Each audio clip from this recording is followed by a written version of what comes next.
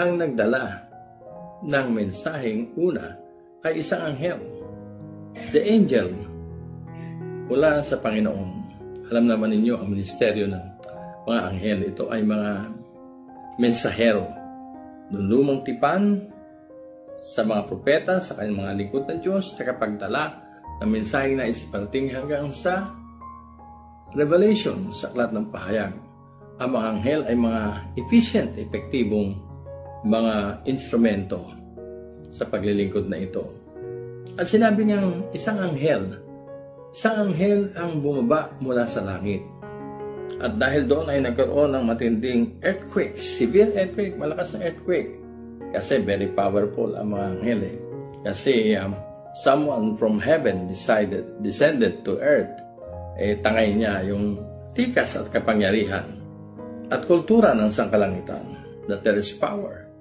He descended from heaven and came, sabi doon sa talata, sa verse 2. At naitulak niya ang isang malaking bato na bago mailagay doon sa pinakatakip at pinakaharang sa libingan ng ating Panginoon Kristo, ay maraming mga gwardiya at mga Romano na sundalo ang ginamit para maitulak ang batong ito. Subalit isang anghel lamang ang ginamit, ang kailangan, at walang kapawis-pawis, walang kahirap-hirap na kanyang ginawa. Minsan iniisip ko, bakit kaya hindi na lang mga anghel lahat ang gamiting maglingkod? Napakagaling nila eh. Makapangyarihan sila. Ang isa pa niyan ay hindi yan tinatabla ng virus. Diba? At makita ninyo, ang kanyang appearance ay parang kidlat. Napakabilis niya. Napakatulin niya. At ang kanyang damit ay busilak na kaputian. Hindi mo matitignan as white as snow. Naalala ko po si Moses nung galing sa bundok at kay pag-usap sa Diyos ay nagniningning. Shining ang kanyang mukha na para bang kung aking imaginein ay walang makatingin. No? Kasi miski sa Biblia walang makakatingin sa Diyos at mabubuhay pa. Kasi napaka white, napakaningning. At experience ng mga anghel yan. They have experience of meeting God in heaven. Tapos bumaba sila rito. Di tangay nila yung kapangyarihan ng kabusilak at kaputian ng sangkalangitan. Yan. Kaya nga po, bakit nga ba hindi anghel? Anghel ang ginamit na rito. Bakit nga ba hindi pa tinuloy-tuloy? Ang sabi nung igulong ng anghel ang bato.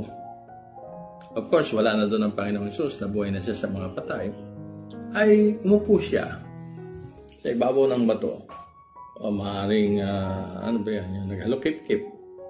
Para ba sinasabi niya, mga gwadya, sandali ko lang ginawa yan. At kung gugustuhin ko, maraming magagawa sa pamamagitan namin.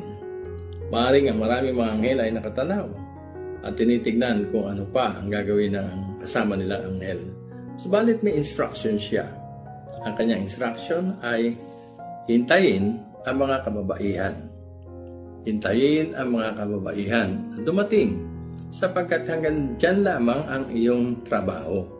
Siguro naman hindi man sinasabi sa Biblia, baaring ang projection dito ni Mateo ay mayroong panghihinayang, mayroong gusto mo ring pangingialam na sasabihin na, Lord naman, hindi ba mali naman yan na bakit pagkakatiwala mo sa tao, ba't hindi sa amin? Magagaling kami.